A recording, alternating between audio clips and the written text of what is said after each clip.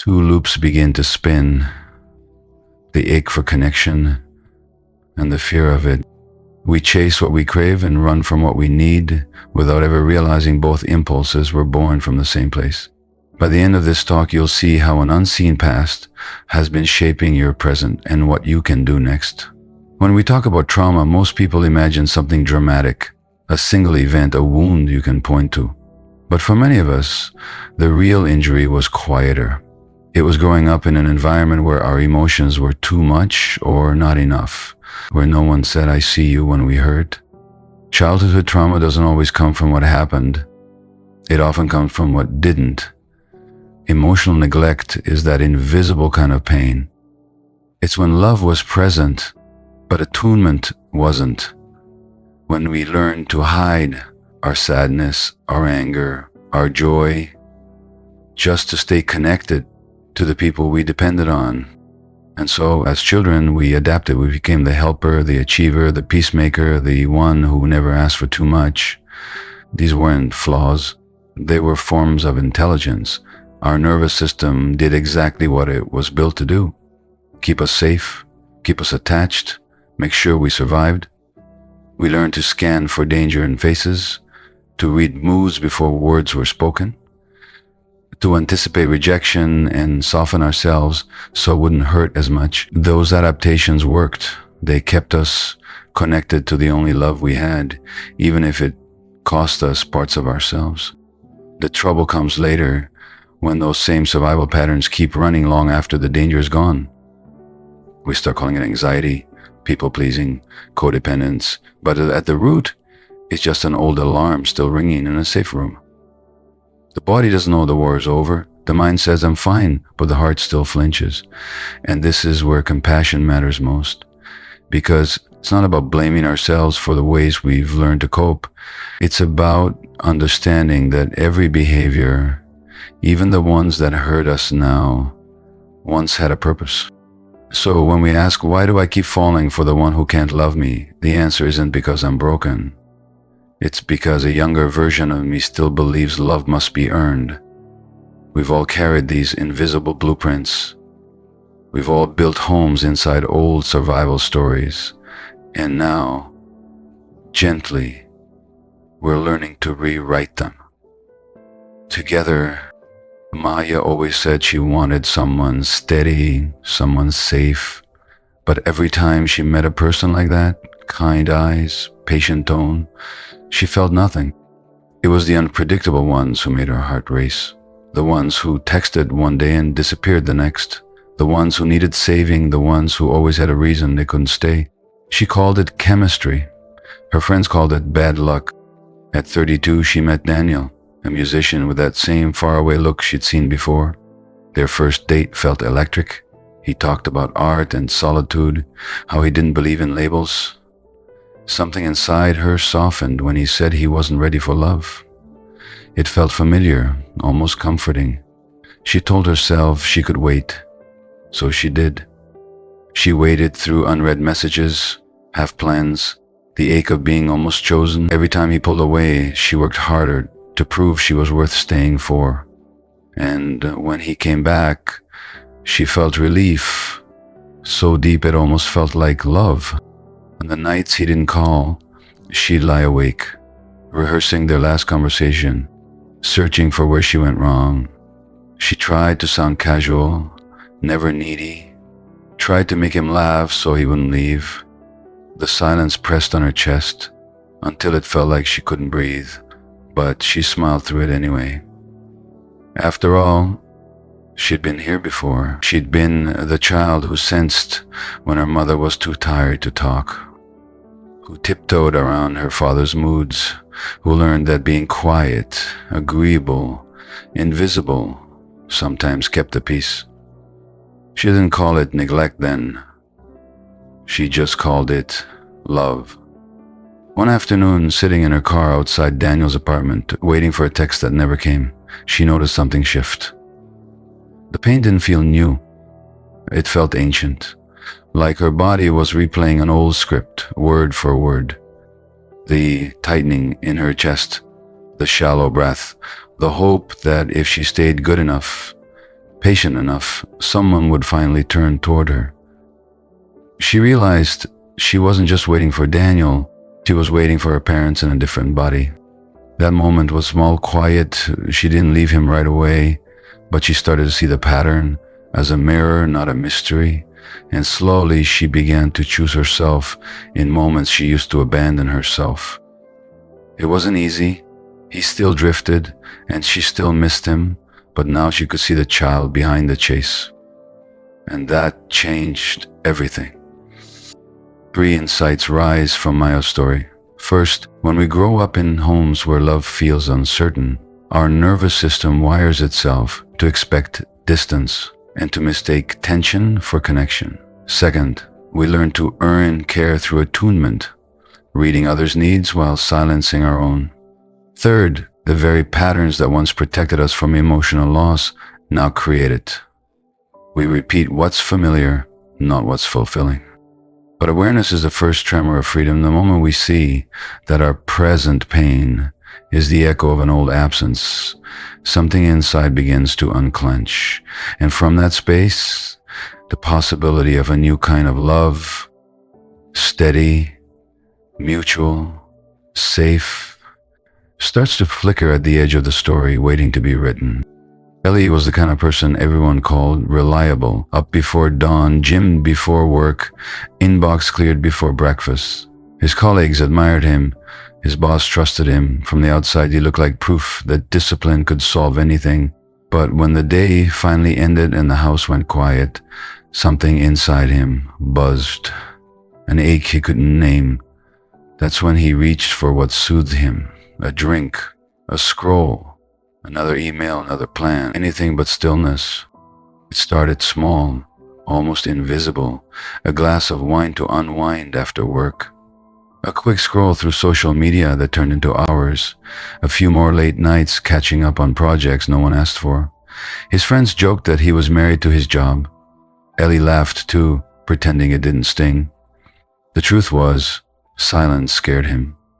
The hum of productivity was the only thing that kept the emptiness from rising. On weekends, he tried to relax. He'd sit on his couch, phone in hand, and feel his stomach twist at the thought of doing nothing. So, he'd pour another drink, check another notification, reply to another email. Each small action numbed him just enough to avoid the question lurking beneath it all. What would happen if I stopped? If I let the feelings I keep outrunning finally catch up? One night, he couldn't sleep. He opened his laptop to distract himself, but his vision blurred from exhaustion. He closed the screen and stared into the dark, and then, for the first time in a long while, he let the quiet in. It wasn't peaceful. It was heavy.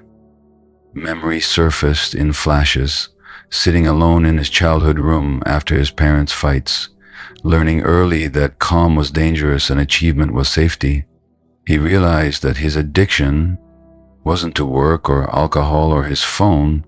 It was to escape, to staying one step ahead of the pain that once felt unbearable.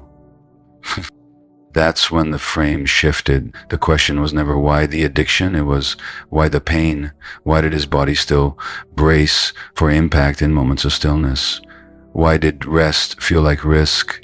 When we see through that lens, addiction stops looking like moral failure and starts looking like a brilliant, desperate attempt to survive what once felt impossible to feel.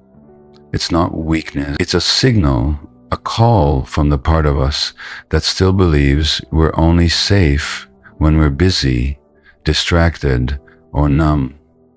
Compassion doesn't mean excusing the behavior, it means understanding the need beneath it. Every habit carries a story. Every craving points to a wound that hasn't yet been met with care. Ellie's story isn't unique, it's the quiet, unspoken truth of so many of us who learn to keep moving so we wouldn't have to feel. So maybe the next time you reach for your phone, your drink, your to-do list, you could pause for a breath and ask yourself 2 gentle questions. What pain am I trying not to feel right now? And what might happen if I met that pain with kindness instead of escape? Think of your body as a house and your nervous system as the smoke alarm inside it. Its job is simple: to keep you safe. When you were young, if the fire of fear, shame, or loneliness ever broke out and no one came to soothe you, your alarm learned to stay on high alert. Even after the flames went out, the alarm didn't know that. It only knew that danger once lived here. So now, as an adult, something small, a sharp tone, a long silence, a text left unread, can set off the same alarm. Your heart races, your chest tightens, and suddenly it feels like the room is burning again. That's implicit memory, the body remembering what the mind has tucked away. Implicit memory doesn't come as images or words. It arrives as sensations, urges, or moods that seem to appear out of nowhere. You might think I'm overreacting, but your body isn't being dramatic. It's being loyal. It's trying to protect you using the only data it has, the old map of what once kept you safe. The body stores what the mind couldn't bear to hold. It's not sabotage, it's devotion misunderstood. Imagine someone who flinches when their partner raises their voice, not because of what's said now, but because their nervous system recognizes the pitch of threat from years ago. Their smoke alarm goes off, but there's no fire, just the echo of one. If we look at that reaction without judgment, we can see the brilliance in it. The body is saying, I remember this. I'm trying to keep you safe. The hope is this: alarms can be recalibrated. Safety can be relearned. When we begin to meet those signals with curiosity instead of criticism, when we pause, breathe, and notice, oh, this is my alarm, not an emergency, we start teaching the body a new truth. The mind begins to trust the body's wisdom, and the body begins to trust the mind's calm. Over time, the alarm still sounds, but it grows quieter, shorter, more discerning. It learns the difference between smoke from a candle and a real fire. Healing isn't about erasing the past. It's about helping the body update its story. And in that gentle work, we discover something quietly miraculous. The same system that once overreacted to pain can also become the one that signals safety, peace, and presence. The first steps in healing aren't grand gestures, they're small, consistent acts of noticing. Start with an awareness journal. For 1 week, jot down when you feel yourself tightening, numbing, or chasing. Note what was happening, who was there, and what you felt in your body. No analysis, just observation. This builds a bridge between experience and awareness, because what we can name, we can begin to nurture. Next, try compassionate inquiry. When a trigger shows up, ask softly, what is this feeling trying to protect me from? Or, when have I felt this way before? Don't push for an answer, just open the door.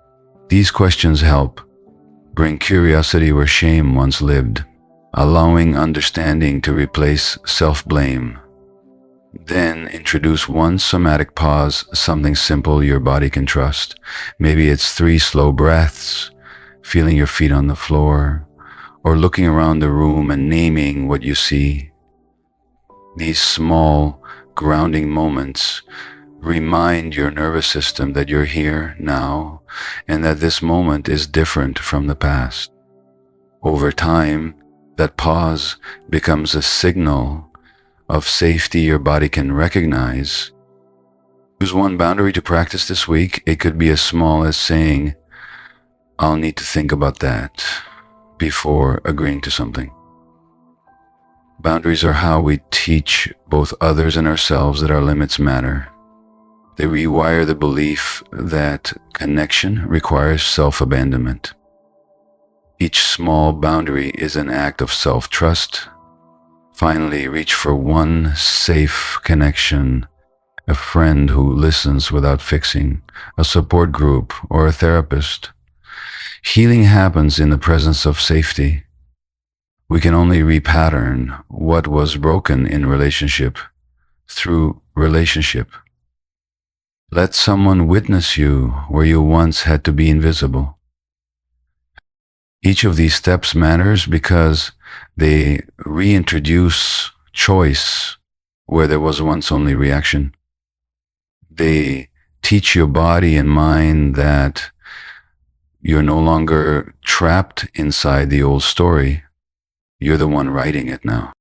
If, while practicing these steps, you notice overwhelming emotions, flashbacks, or physical distress, it's wise to seek guidance from a licensed mental health professional.